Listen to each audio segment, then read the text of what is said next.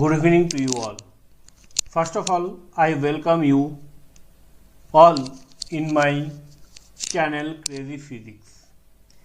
सबसे पहले मैं आप सभी को थैंक यू कहना चाहता हूँ क्योंकि आप सभी का प्यार का जरिए आज मैं 100 सब्सक्रिप्शन पूरा किया हूँ।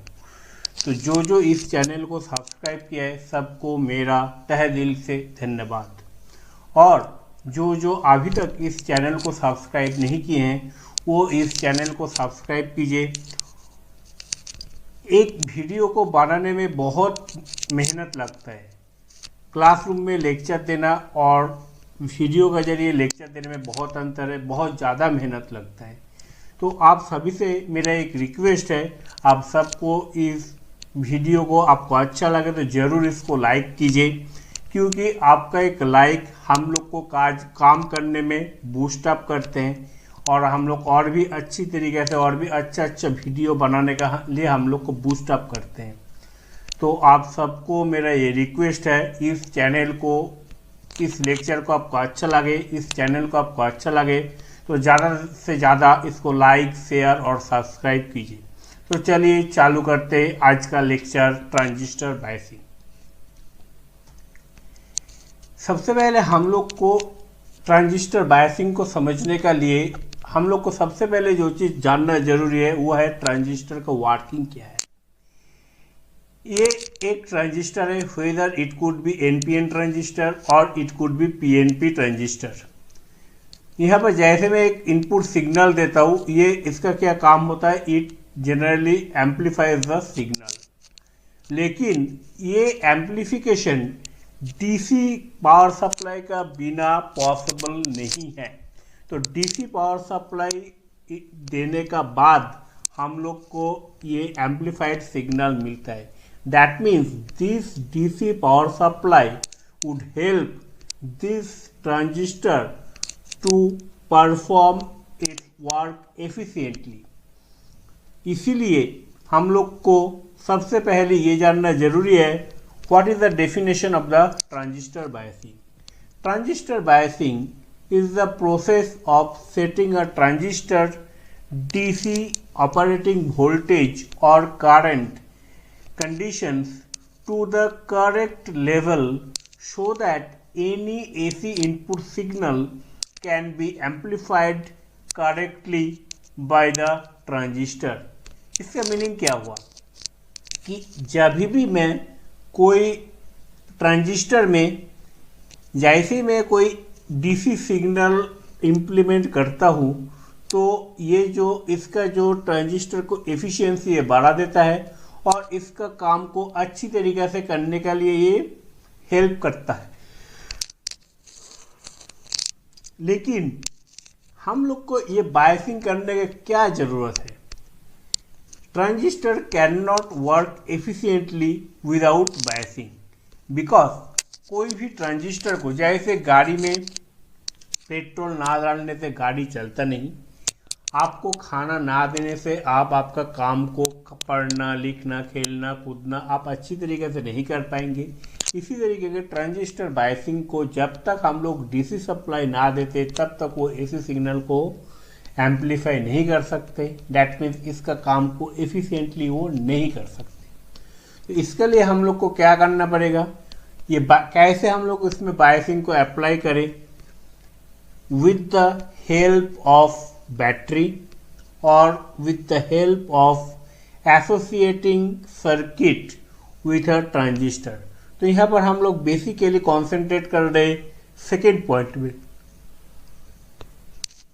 that means with the help of a associating circuit with a transistor। तो ट्रांजिस्टर बायसिंग को समझने के लिए जो वेल नोन सर्किट है वो है सी कॉन्फ़िगरेशन। सी कॉन्फ़िगरेशन मैं आपको पिछले लेक्चर में भी समझाया था कि व्हाट इज सी कॉन्फ़िगरेशन। मैं सी कॉन्फ़िगरेशन का डिटेल में गए बिना मैं डायरेक्टली आ रहा हूँ बायसिंग।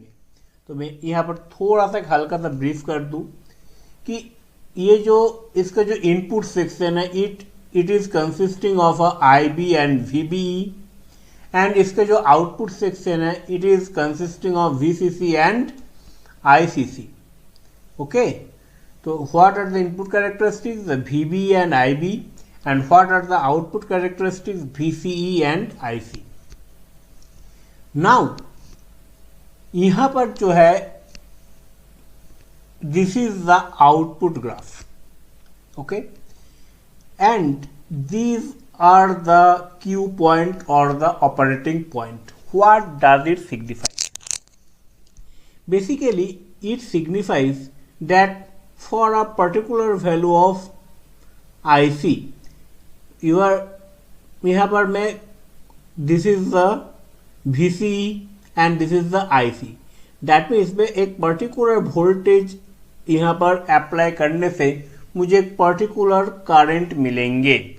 और ये जो चीज़ है, इस चीज़ को मैं, ये ग्राफ को मैं 3 पार्ट में डिवाइड कर सकता हूँ. One is active region, another one is cut off region and another one is saturation region. जैसे ये जो Q पॉइंट है, ये Q पॉइंट जैसे it is also depending on the temperature. यहाँ पर जैसे जैसे मैं पैरामीटर्स को जैसे जैसे मैं चेंज करते जाऊँगा, वहाँ पर क्या होगा, ये जो Q पॉइंट है it is also shifting toward this level. तो इस चीज़ को भी मैं समझने का आपको कोशिश कर रहा हूँ. तो आप इस लेक्चर में लास्ट तक बने रहिए, और आपको इस लेक्चर को अच्छा लगे तो इसको जरूर लाइक, शेयर और सब्सक्राइब कीजिए, और इस लेक्चर का लास्ट तक बने रहिए ताकि आपको कोई भी कॉन्सेप्ट मिस ना हो जाए. बेसिकली ये जो Q पॉइंट है, this is also dependent upon the temperature. ये basically beta is the gain factor of the circuit and the CEO. That means these two are the industrial property of the circuit. यहाँ पर temperature stability, what does it mean? Basically यहाँ पर जैसे जैसे मैं temperature implement किया, यहाँ पर there is change in Q point. तो यहाँ पर मुझे ये जो change है, इस Q point का change को भी हमको minimize करना है. दैट मीन्स जैसे जैसे मैं टेम्परेचर चेंज तो करूँ, लेकिन मुझे स्टेबिलिटी मिले सर्किट में. तो इस फिनोमेनन को जो एक्सप्लेन करता है, उस चीज़ को बोला जाता है स्टेबिलिटी फैक्टर. तो इस चीज़ को समझने के लिए हम लोग को जो वेल नोन इक्वेशन है या वेल नोन सर्किट है, वो है fixed biased configuration. Fixed biased configuration का basic circuitry it looks like this way. यहाँ पर क्या है, this is the AC input signal, और यहाँ से मिलेंगे AC output signal. This input signal it is consisting of a RB and VBE, and the output signal it is consisting of RC, C2 and VCE. यहाँ पर क्या होगा, जैसे जैसे मैं ये फिक्स्ड बायस कॉन्फ़िगरेशन क्यों है, क्योंकि यहाँ पर जैसे जैसे मैं ये RA का वैल्यू चेंज करूँगा, RA का वैल्यू चेंज करके I can change the value of IB, और दैट मीन्स इसके जरिए मैं IB का वैल्यू को फिक्स कर रहा हूँ. That is why it is called as fixed bias. और इस चीज़ को मैं और सिंप्लीफाई करने के लिए इस सर्किट को मैं ऐसे लिख सकता हूँ या ऐसे ड्रॉ कर सकता हूँ. और यहाँ पर फिक्स्ड बायस केस के लिए हम लोग को क्या करना पड़ेगा, we have to replace this capacitor by the open circuit. So हम लोग के पास जो फाइनल सर्किटरी होगा, the final circuitry almost looks like this. यहाँ पर क्या है, this as we change the RB, the IB is also going to get change, और इसके जरिए मैं इसको फिक्स कर सकता हूँ. इसीलिए इसको क्या बोला जाता है, fixed bias configuration. So applying Kirchhoff's law, what we can write VCE is equal to VCC minus of ICRL. यहाँ से मैं क्या लिख सकता हूँ, IC is equal to minus of 1/RL plus VCC by RL. That means इसके जरिए मैं IC का वैल्यू निकल सकता हूँ. That means it is the output region, and I can also find out the IB, and IB is equal to VBB minus of VE by RB. That means यहाँ पर जैसे जैसे मैं RB को चेंज कर रहा हूँ, ऐसे ऐसे मेरा यहाँ पर IB चेंज हो रहा है. ओके और आउटपुट सेक्शन में हम लोग के पास क्या मालूम है, as we know IC is equal to beta upon beta into IB। तो यहाँ पर मैं क्या कर सकता हूँ, यहाँ से मैं apply Kirchhoff's law, I can again write VCC minus of VRC minus of VC is equal to 0 और VCE is equal to VCC minus of VRC। और यहाँ पर क्या है, VRC का we are substituting the value over here.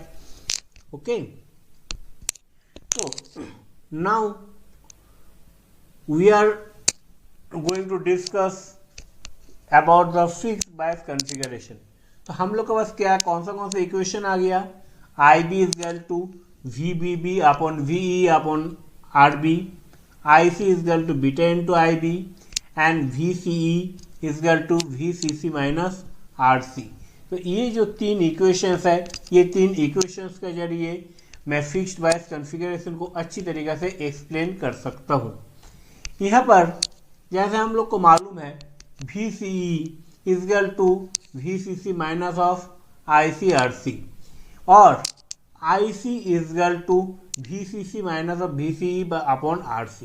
यहाँ पर देखिए ये when we are going to get the value of IC max, IC max कब होगा, जब VC इज इक्वल टू 0 हो जाएंगे and it is equal to VCC upon RC and when we are going to get the VCC max when IC is equal to 0।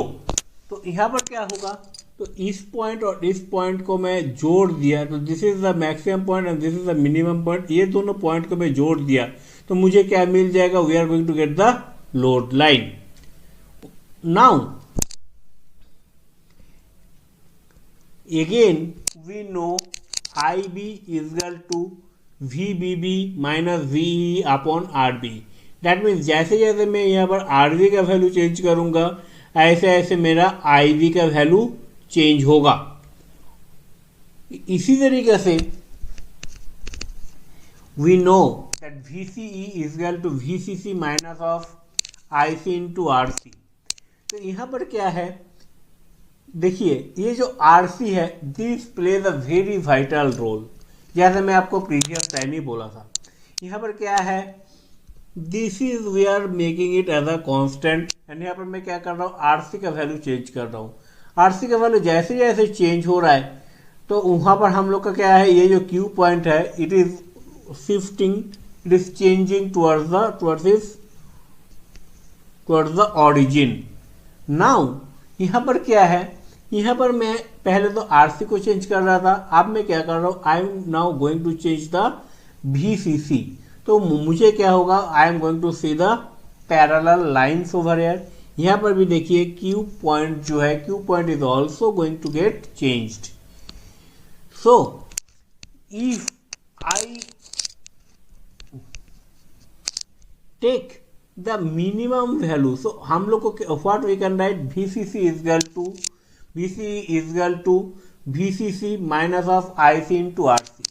यहाँ से मैं क्या किया, यहाँ से if I take the minimum value and maximum value in and if I draw it then I get the load line and यहाँ पर क्या है, तो this Q factor would get a particular value. So यहाँ पर हम लोग क्या बोल सकते हैं, with the help of this we can fix the Q point and this is like this way we are going to get the stability graph.